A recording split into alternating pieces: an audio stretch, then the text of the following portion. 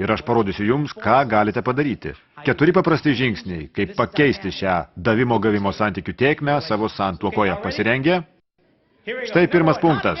Kaip priversti vyrą daryti tai, ką nori, kad jis darytų? Pirma, reikia paprašyti jį daugiau negu vieną kartą.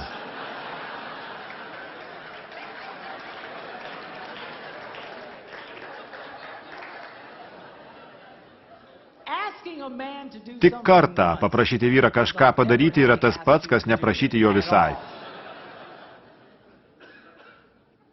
Paklausite, kodėl taip yra? Kodėl taip? Kodėl? Todėl, kad mes įsijungę priėmimo programą. Nuolat imam. Vyras tik ima ir ima. Varžydamasi, sukdamas verslą. Įjungta priėmimo programa. Staiga žmona jam sako, aš vaikštau su uodega.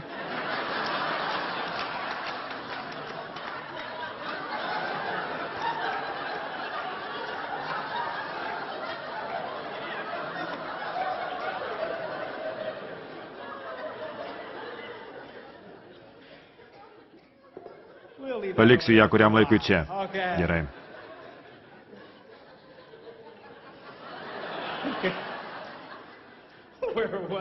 Kur aš baigiau?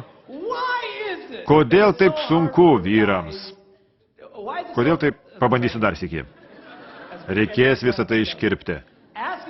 Tik kartą paprašyti vyrą kažką padaryti yra tas pats, kas neprašyti jo visai. Kodėl taip yra? Vyrai įsijungia priėmimų programą. Nuolat imam. Mes imam varžydamiesi, imam sukdami verslą. Imam ir imam, įjungta priėmimo programa. Staiga žmona klausia, brangusis, ar nepadarytum kai ko dėl manęs? Tada jo kairysis smegenų pusrutulis klausia dešiniojo. Nieko negirdėjai.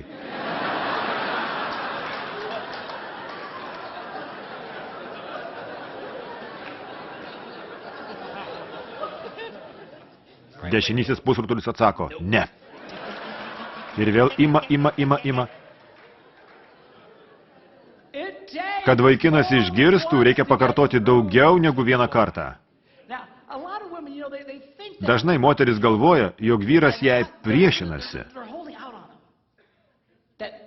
Kad tu sėdi ir tyčia nedarai, ko ji nori. Iš neapykantos jai. Bet patikėkit, kai jūs paprašėte jį, jam pro vieną ausį įėjo, apsisuko aplink jo tuštėje dėželę ir išėjo pro kitą ausį. Jis neatsimena nė žodžio, ką jam sakėte.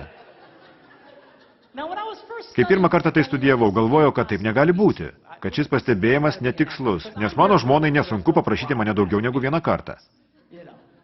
Brangusis, ar negalėtum padėti man tuo ir tuo? Sakau, ne. Nagi, mielasis, padėk man. Ne. Nagi, ji ima plekšnoti man per skruostus. Tu toks geras vyras. Padaryk tai dėl manęs. Gerai, ir imuosi daryti. Taigi pirmą kartą perskaitęs, jog moterims nepatinka prašyti daugiau negu vieną kartą, tuo nepatikėjau.